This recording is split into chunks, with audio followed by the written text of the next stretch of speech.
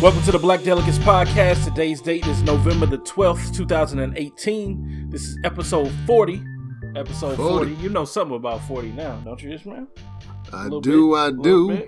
Yep, you should know a little bit about 42, considering that was your nickname way back in the day.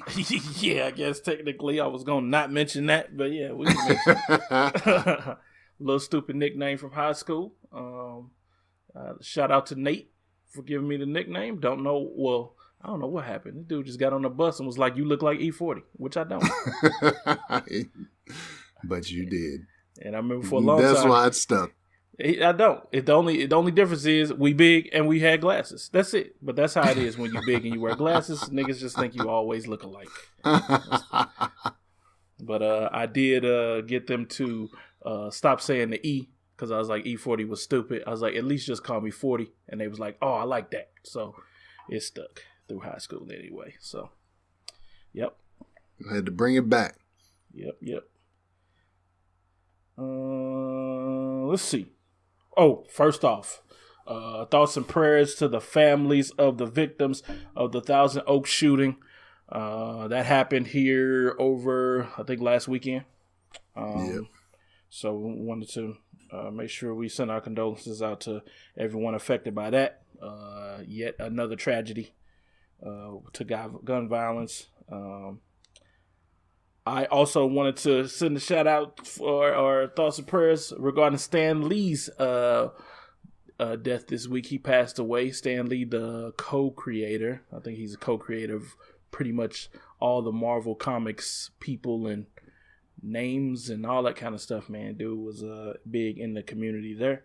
So right. He died just natural causes, 95 years old. He had been getting sick. I know the last time I saw him on YouTube, he was kind of telling everybody he was okay, but he didn't seem okay, you know?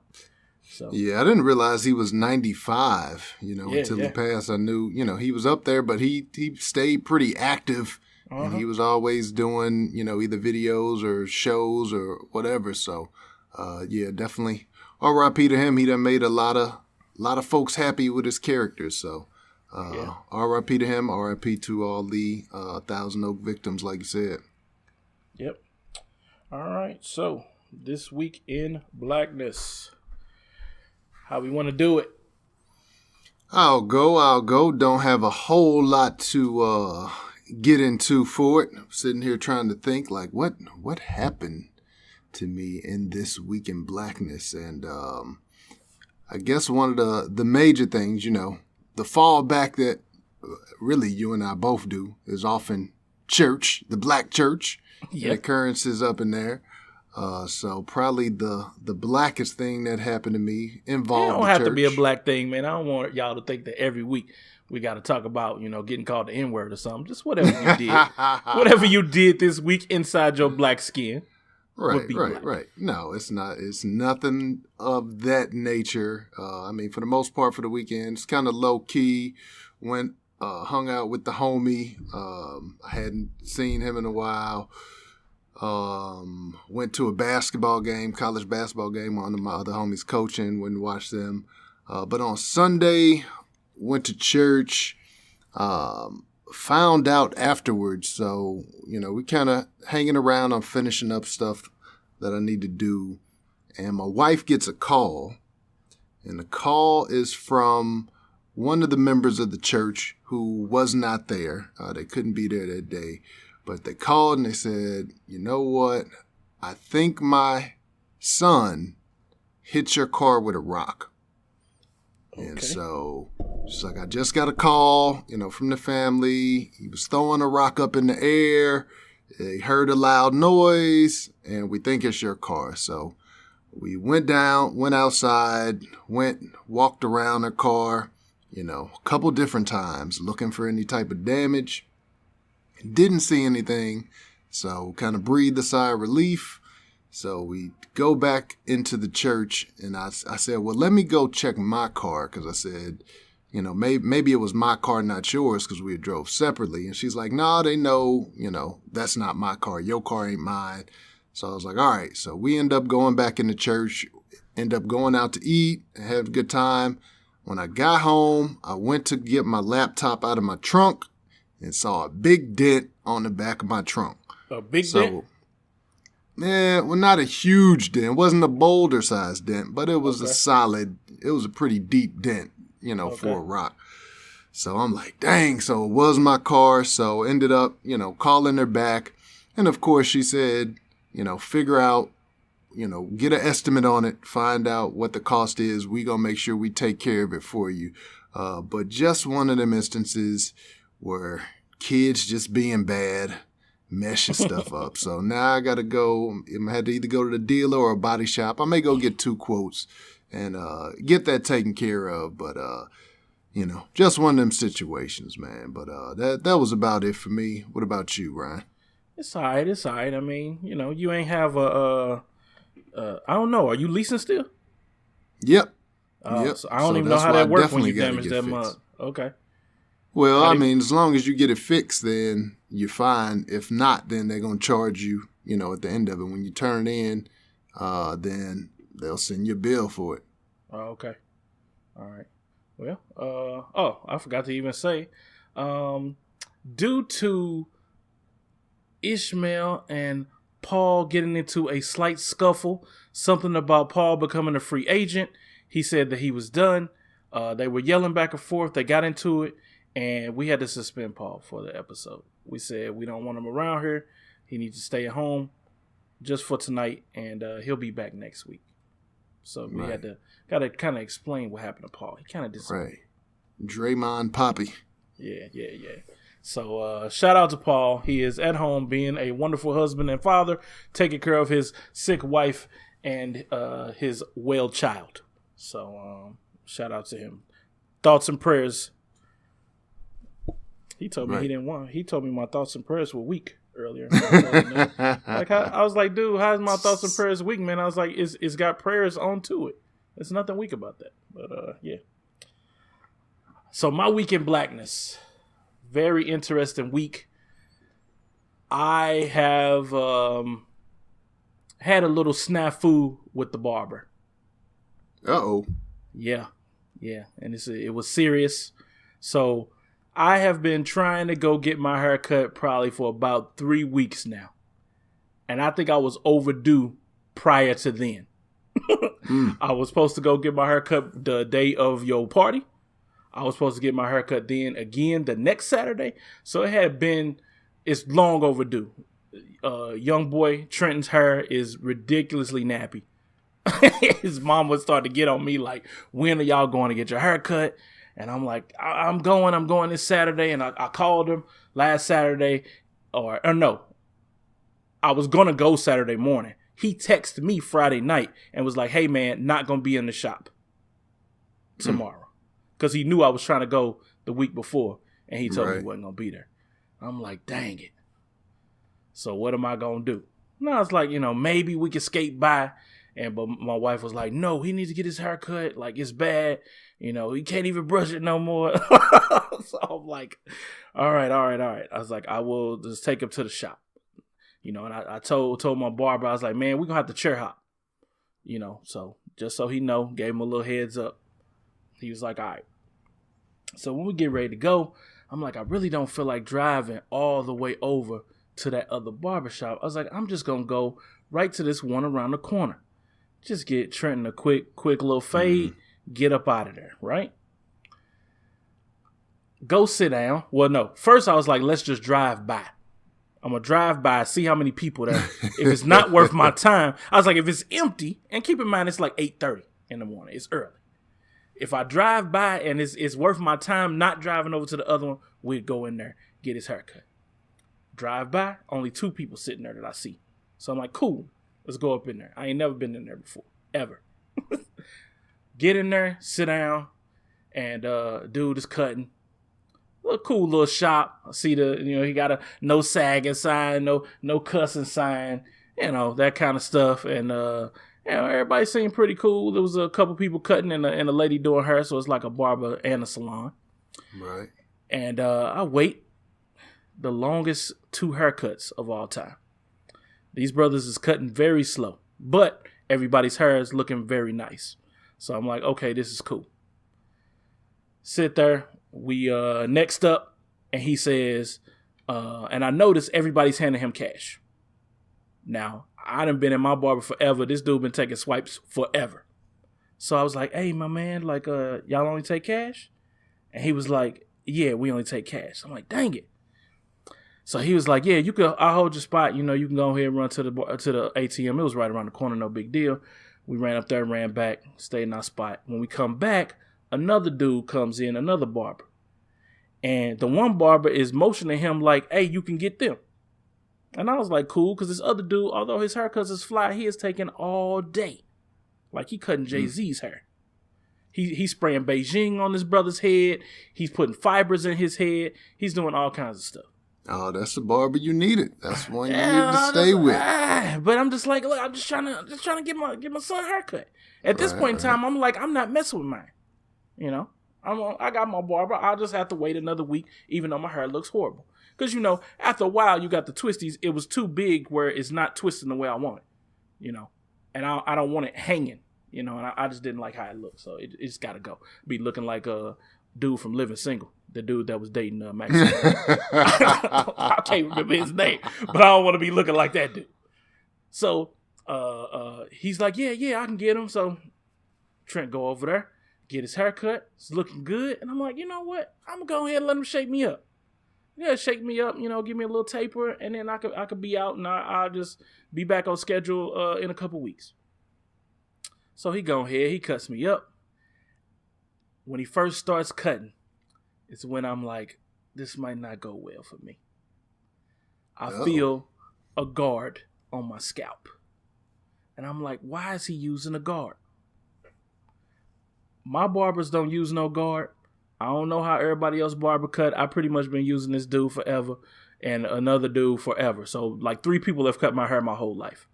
So I don't know who out here using a guard. But don't nobody use a guard when you just shaping up what is technically a fro, And I'm like, okay. He do the taper. He pull out he got the razor blade for the lining. So I'm like, oh, okay, he got the razor for the lining. Cool. Do you know this brother asked me at one point, he says, do you want the fibers? Have you ever had the fibers? I'm like, nigga, why would I need the fibers? Ishmael, you seen my hair, man. My hair ain't falling out. Ain't that just for people that's hair falling out? How does this work? I don't know, man. Hey, he's seen it up close. No, nigga. Maybe that hairline creeping back, not. player. Maybe that hairline creeping back. Nope, I got my granddaddy hair. And my hair is full and thick all the way around. And I'm like, nah, man, I don't need that. And he's like, all right. And then, he finished up. I looked in the mirror. I'm like, man, it's a lot lower than I expected. Because I told him to cut it halfway down, but keep in mind, it was pretty big anyway. But he cut it way lower, man, and it's like, because he used the guard, like now my fro, it's not round, so when I twist it, it's not going to look the way I want it to look. Basically, man, this dude gave me the worst haircut I've ever had. The worst haircut. My taper is trash. I looked in the mirror when I got home. I'm like, this taper is trash. You can't fix it. So I didn't even say nothing to the dude. Just gave him his money, walked out. And I texted my wife when I got in the car, like, this haircut is trash. I was like, and this is what happened when you keep pressuring me to cut my hair. I was like, I could have just waited and went to Merck, but you kept on bothering me about my hair. So now, I'm totally going to blame it all on her. Now, what did she say when you got home about the cut? Did she think it was trash or did she like it? Because a lot of times, you get a cut, you think it's trash, your wife come back and be like, oh, that's cute. So what was her verdict on the haircut? That was definitely not her response. She never agreed that it was trash, but she was just like, oh, she just snickered when you walked in the door. It was kind of just like, oh, well, kind of that kind of stuff. So, gotcha. Yeah, haircut's pretty trash.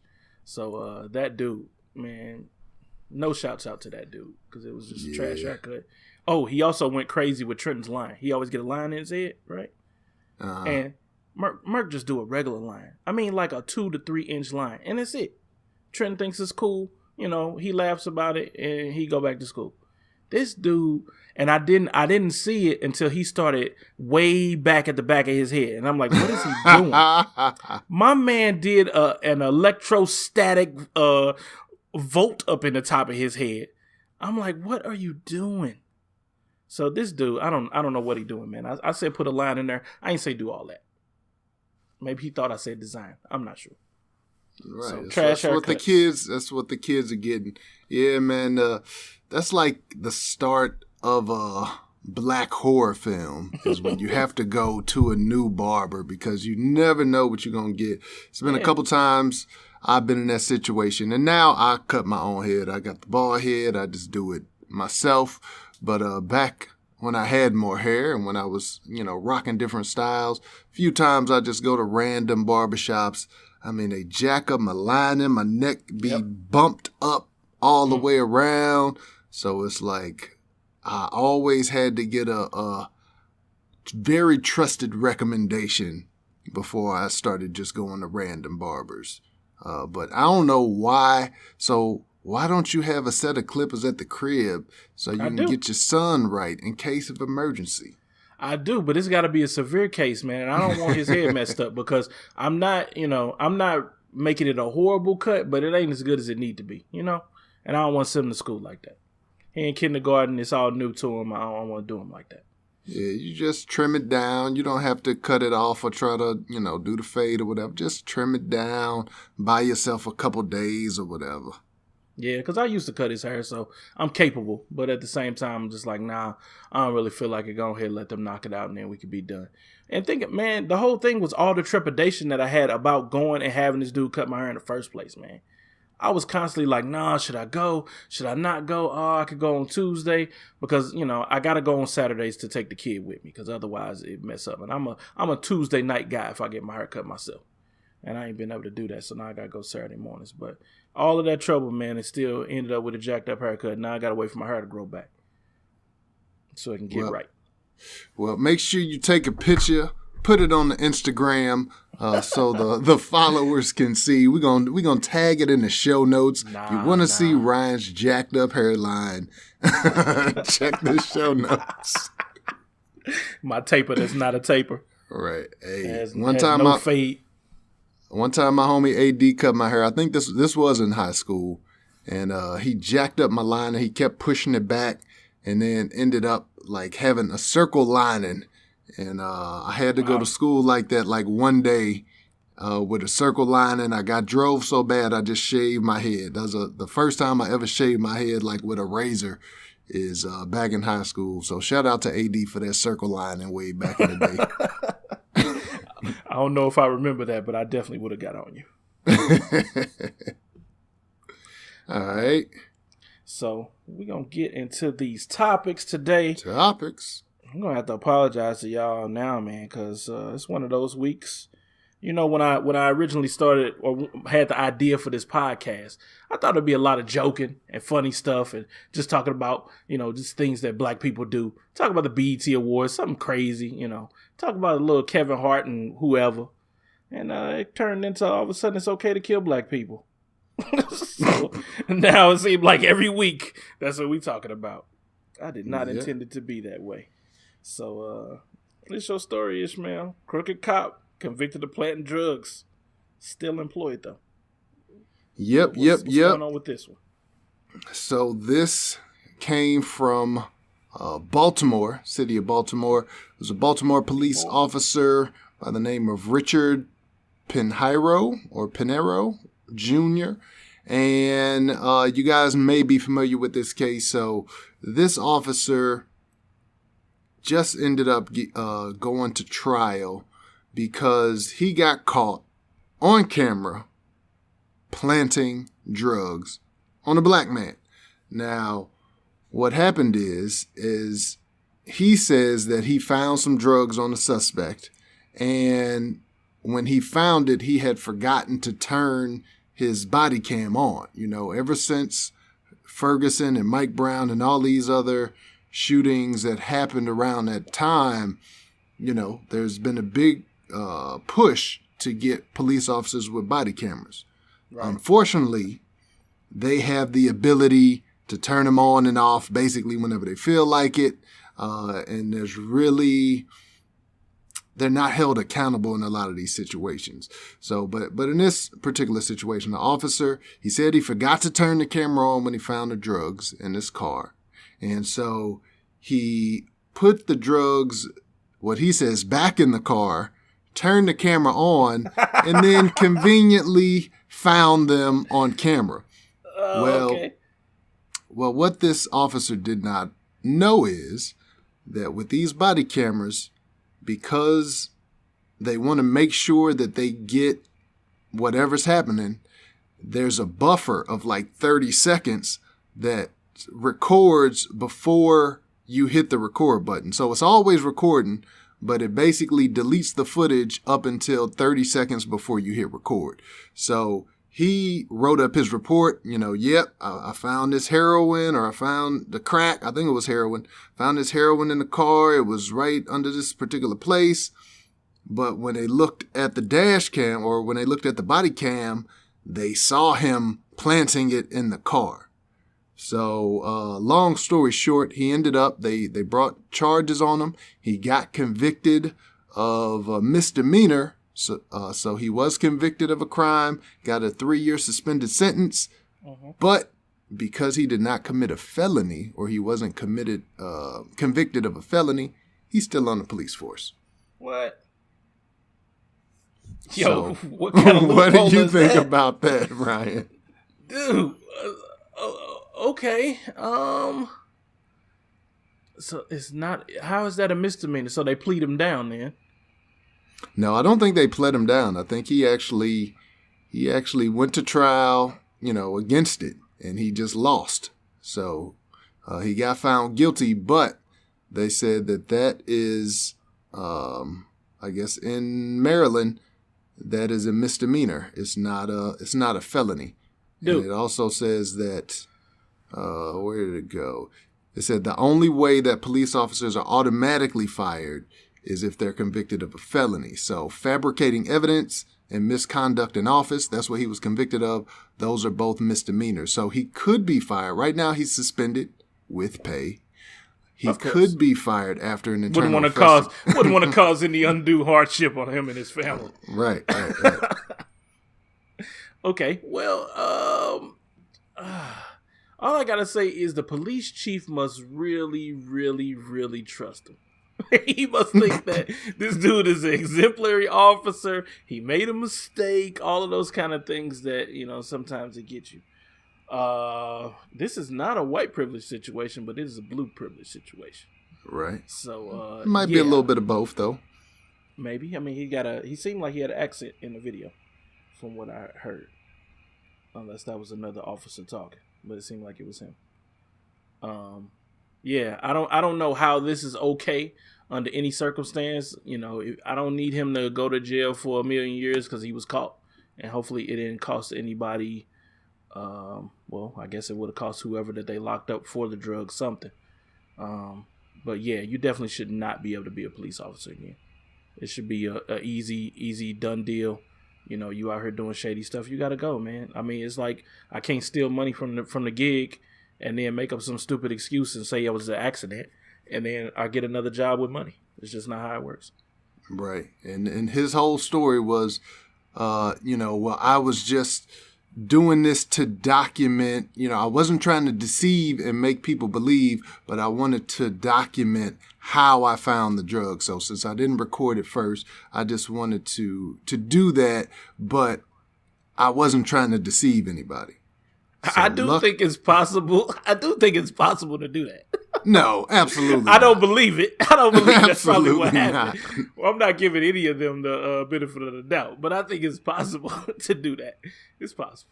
I mean, is it possible to forget to turn on your camera? Yeah. Yes. But if that happens, then that's what you just need to put in the report. I found the heroin, whatever, in this little can of soup, but I forgot to turn on, and maybe it gets thrown out. Maybe the prosecutor says, well, you know what? We don't have that body cam, but that's what it is. Like, don't try to go back and recreate this. That's what they do on those little fake reality TV shows, recreations. You're not supposed to do that on the real police force. He just watching too much Reno 911 or whatever those little shows are.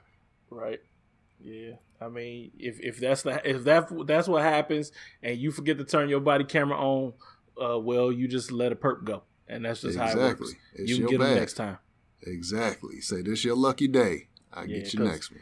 Anybody's defense attorney should be able to get them off on that. Be like, this dude claiming that he got the drugs, but he didn't turn his camera on. Drugs appear when the camera turns on.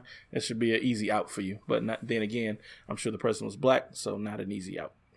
Right. And then the thing is even if that wasn't bad enough, like now they got to go back and look at old cases where you did. So they got to throw out a lot of other cases that you're involved in because you're showing that you own this shady stuff. So even if you take the other part out of it, just your incompetence, you should be out of there. Yeah. Yeah, you definitely got to go. You should be working security at a grocery store. Yep. I don't know if we can trust them to do that.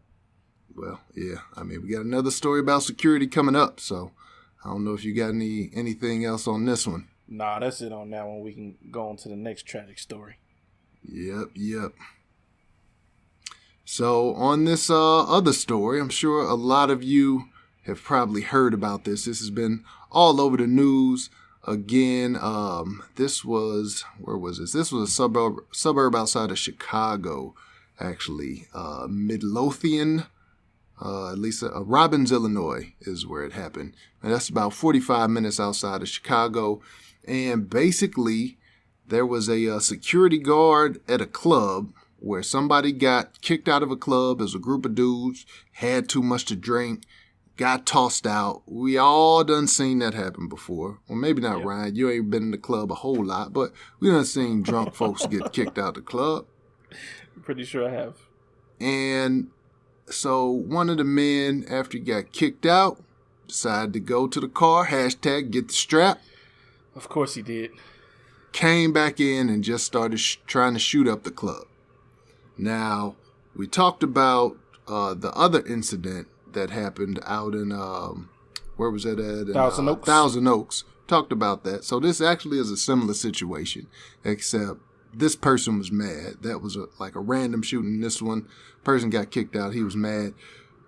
So it could have been a terrible tragedy like that, where a bunch of people get killed. Right. However, one of the security guards, Jamel Roberson, he chased the men out. He tackled one of them. I don't know. I've seen some reports that say it was a shooter, some that didn't specify. But he got one of the guys who had come back in, who was a part of this shooting. He tackled him. He got on his back. He pulled out his gun, which he was an armed security guard, so it's registered. He's legit. He held the guy on the ground and said, "You're not going anywhere until the police arrive." Uh-huh. So sounds like a model story. A good guy with a gun stopping a bad guy with a gun, right? Yep. Except he's black. So when the police officer showed up, what did they do, Brian? I'm pretty sure they just shoot him without asking any questions. Without asking any questions. And they said witnesses on the scene were all screaming out, "Security, he's a security guard." And they said the police, they saw a black man with a gun in his hand, and they just got out the car and started blasting. So unfortunately, Mr. Roberson, who was 26 years old, it said he liked to play music for a lot of different churches. He was like a musician. By everything that we've seen, a stand-up guy. And even if he wasn't a stand-up guy, he's doing the right thing in this situation. But he is a stand-up guy. And he gets killed because the cops don't stop to ascertain what's going on. They don't ask any questions. They just get out shooting. So, Ryan, what do you think about this? Another sad, tragic story. I don't understand why we are not given the same benefit of the doubt as everybody else that has a weapon. If you're a mass shooter, they ask you to put the gun down. If you're a terrorist and you blow up a building, they ask you to put the weapon down. Any other case, some kind of way they can bring you in alive until your skin is brown or black, and then you immediately get shot. I would hope that they said put the gun down.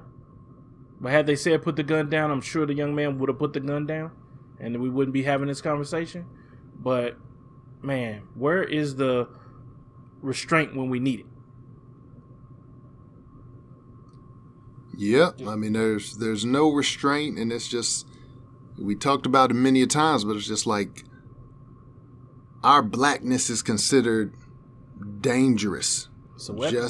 Just in its essence. Just as soon as you see a black person doing something, it automatically raises up the notch of how the police officers react. Like the force that they feel like they have to counter with.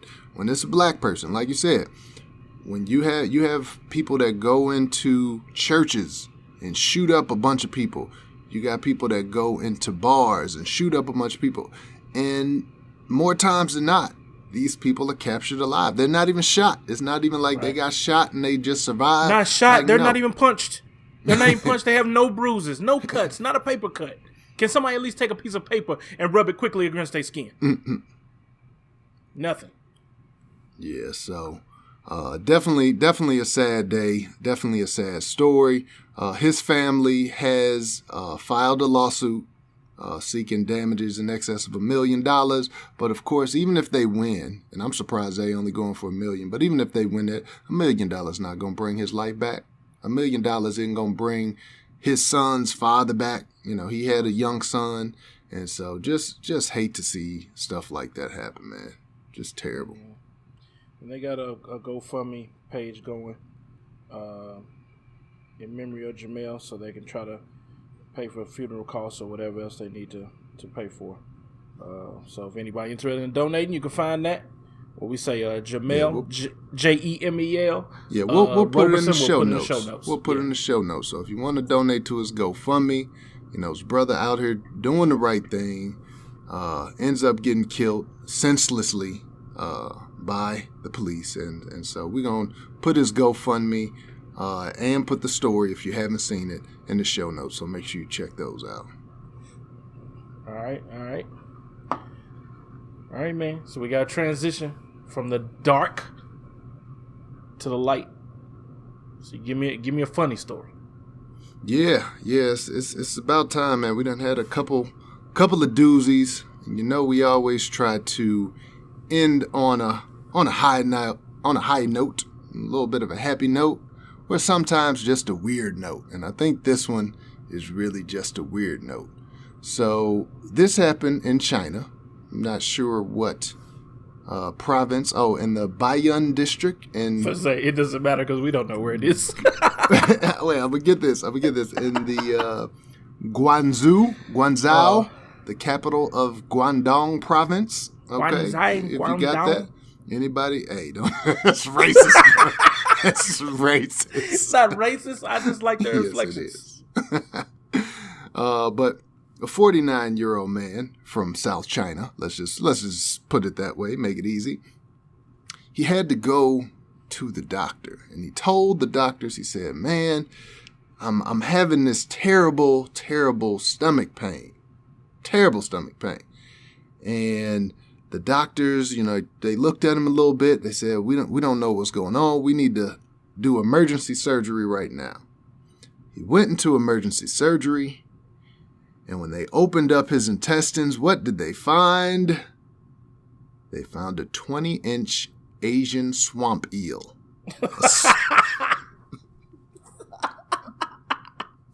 And I know what you're thinking right now. I know what you're thinking. How in the world did a 49-year-old man from South China get a 20-inch Asian swamp eel in his intestines? That's what they call it. And Ryan, they said that this man had been experiencing some constipation. Okay. You know, a lot of us have, you know, you may have dealt with that at some point in your life. And I guess maybe he tried the prunes, or maybe he tried the coffee or the fiber, and none of that worked. And he went to his homies. He called the Black Ryan and said, "Ryan, you know, I'm having a problem with my bowel movements." And he said, you know, and I said, "You know what you need to do, right? You need to go out to the Chinese swamp in the bayou. You need to look for the biggest, baddest eel that you can find. Live, don't kill it. Stick it right up your anus." That's what he told him. Just stick it up your anus. Fix everything. You'll be fine. And this fool actually did it. Now, I'm sure most of our listeners, I know we got a lot of holy folks that listen, but I'm sure at some point in time, you probably told somebody what they could go and stick up their anus, right? You got mad at them. Maybe before you got saved. Right, before you got saved, back in your backsliding days. You told them what they could stick up there. But you didn't really mean for them to do it. This fool did it. And not only did he do it, but when he went to the hospital and when they asked him how it got up there, he's like, I don't know. I have no idea. It just swam up there. That's literally what he said. It just must have swam up there. Mm. But they ended up finding out, no, it didn't just swim up there. He actually put it up there thinking that it would cure his problems. So this dude, if we had like a donkey of the day, an idiot of the week or whatever, it would definitely be this dude. But rather than go, pardon the pun, too deep into this story, I wanted to know, Ryan, what type of home remedies have you tried? I had to give it to you. Right. So what type of home remedies, wacky home remedies, have you tried or have you heard of? Okay. Before I even do that, what I want to say is, conspiracy brother has a conspiracy. All right. Play the music. All right. So, my conspiracy is this brother was never constipated in the first place. Y'all know what he was doing. What he really liked was he liked that 20-inch eel. That's what he liked. You heard of people using gerbils or hamsters. You done seen in these white movies. I forget what movie it was, but you done seen it. You done seen a couple movies. This brother, he just liked the eels. Some people into some strange stuff, man. Especially when you living in Bangkok. Oh. that was appropriate. That worked out. But yeah. I think that's what he liked, man. You like what you like, and some people into that bestiality. And then when you get caught, you better make up a good reason. You can't just be like, I was doing it for pleasure, because it's gonna be even worse in the newspaper than you saying you did it for constipation reasons. Paul's gonna be so disappointed that he got left out of the ratchetness of this convo. Yeah, I don't know. Have I ever done any home remedies? Give me some time to think about that. You got one, since that was your question. Yeah. I got a couple of them. So, and they're not as nasty or wacky as this one, but I got a couple of them that actually have worked. One for me and one was not for me. So, number one is when it comes to the hiccups. You get the hiccups. Everybody, of course, tells you first thing you try to do is drink some water. And if that doesn't work, try to maybe hold your breath. And if that doesn't work, then that's when you start Googling stuff, right? Uh-huh. And for me, one day I drank a bunch of water and the hiccups didn't go away. And I tried to hold my breath. And that didn't go away. And I'm not a person easily scared. They say if you scare somebody, you can scare the hiccups out of them. I don't really get scared. And of course, if I know you're trying to scare me, that's not going to work. But I saw that if you eat some sugar, like a teaspoon of sugar, it's supposed to make the hiccups go away. And I tried it and it worked. So Anybody out there who got hiccups, try like a teaspoon of sugar. If it don't work, now don't get diabetes now trying to eat a tablespoon or a cup or go crazy. If you're a diabetic, don't do it. Yeah, don't do it if you're a diabetic. I don't want you talking about ghetto phenom sent you to the hospital. Got hiccups and then you got your leg cut off instead. Right. But, yeah, sugar, a teaspoon of sugar. I can confirm that it got rid of my hiccups. Dude. So another one. Oh, you got, or I'll let you respond. Go ahead. So another one that's actually was my wife, and I don't think she'll mind me sharing. But one time, she had like a cold, and she was congested, and she was saying, like she couldn't breathe. Like she had been blowing the nose and whatever, but she just got congested and it just wouldn't go away. And so what I told you, I do the Google thing, and I'm nice with this Google thing. So I got online, boom, boom, boom, boom, boom, boom, boom, boom, boom, boom. I found a crazy one, and I actually sent it to her half joking, but I kept seeing people say that it actually works. So I texted her back. I was like, yo, do like 10 jumping jacks, and it'll go away. What? And she was like, that's exactly what she texted back. Like, what? And I was like, no, seriously. I said, do 10 jumping jacks and see if it go away. And then she texted me back like a minute later, was like, oh my gosh, it actually worked. So okay. Any of y'all got some congestion. Now, it's not going to go away forever, but it's going to give you temporary relief. Do you some jumping jacks. That'll clean up your little nasal cavity. So you heard it here from Ghetto Phenom. Jumping jacks if you're too congested up in the nostrils. Nice. Since we own this topic, and I don't have one that I can think of right this second. I've used like a toothpaste for acne. That was a classic of mine in high school. It kind of brings it to a head so you can get rid of it quicker, because other than that, sometimes you'll have the bumps on your face for a super long time. So always been doing that. Seems to work.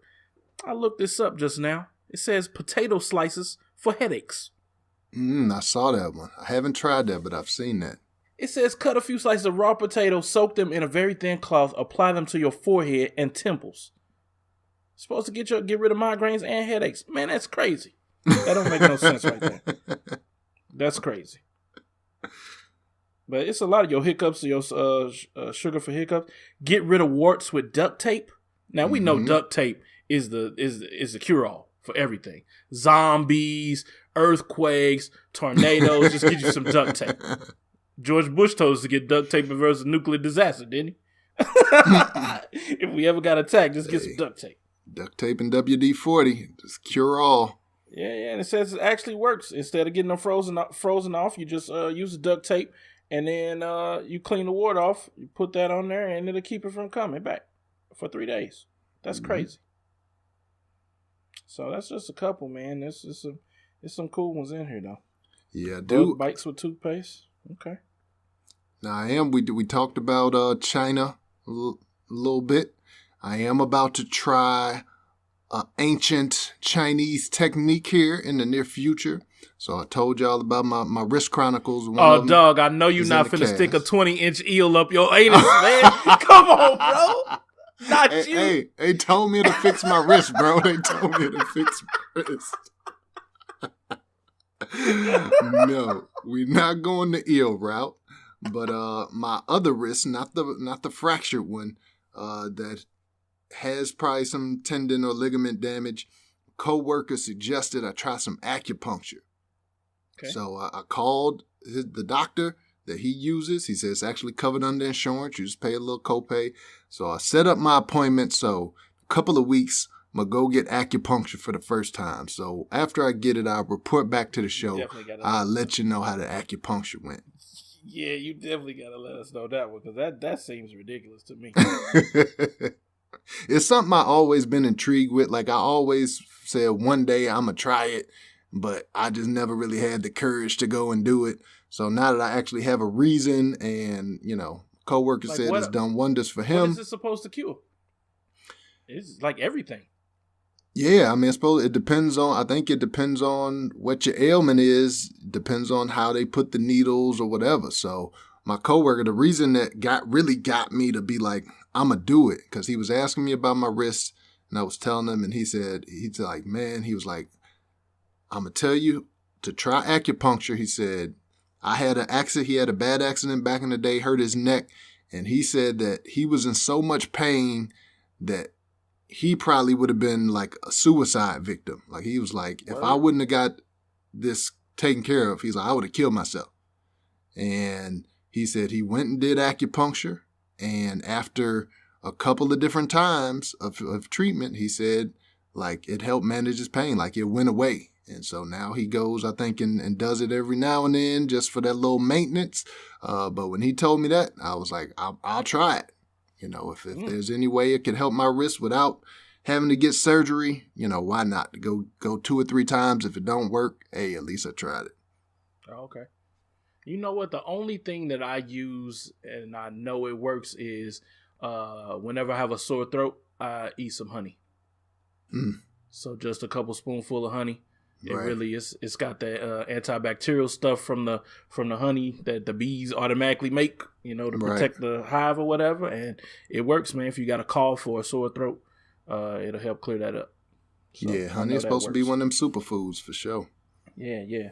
If you can get the real kind. I watched a little Netflix thing about the honey, and it's ridiculous. But yeah, it's a lot of cool stuff on here, man. That's it just proves that we got everything we need on Earth. Some kind of reason we forgot, and then we let GlaxoSmithKline tell us that those things don't work no more, and now they making billions of dollars. They can't patent it. You can't patent honey, so right. Yeah, this must say rub a banana peel on some poison ivy. Like, why am I up here buying Caladril for? And I'm still itching. Yeah. That's interesting. Listeners, we want to know, do you have home remedies that work for you? Like stuff that's out of the ordinary that you do when you get sick, or if you whatever it is, let us know your best home remedy, because we want to learn. We want to be more natural like you. So if you know of a good home remedy, drop us a line. You could email us at the blackdelegatespod@gmail.com, or you can hit us up on Instagram or Twitter at Black Delegates. There's an underscore between Black and Delegates. And if you would like to review us or tell a friend to share, what we need you to do is find somebody with the Apple Podcast. Rate us 5 stars. We'll take a 4. We'll take a 4. Everybody ain't perfect, so we can't really complain if you give us a 4. Somebody give you a 4 out of 5. It's all right. But I really want a 5. And then give us a glowing review. Tell everybody how much you like the podcast. Do the same on Google Play, although not as cool. But if you got Google Play, we'll take the 5 stars. Not as cool to do that. Always more cool to do Apple Podcasts. But we'll take what we can get. But we just want to make sure we can get the word out. Let people know that the podcast is here. It's cool. It's got a cool logo. It's got cool people on it. Once Paul get back, we be back in the swing of things. And we be back to being the cool guys that y'all are used to listening to. Right. And if you want to follow us individually on social media, Paul, again, not here today, but he is at BoxWinePoppy on Twitter. Ryan is at The Black Ryan on Twitter. Yep. And I am on Instagram and Twitter at IshCreates. So check us out, share us with your homies, and let us know what topics you want to hear. Ryan, any last words for the listeners? Well, if you find yourself constipated, y'all know what not to stick up your anus. A 20-inch eel. With that being said, we will see y'all next week. Peace.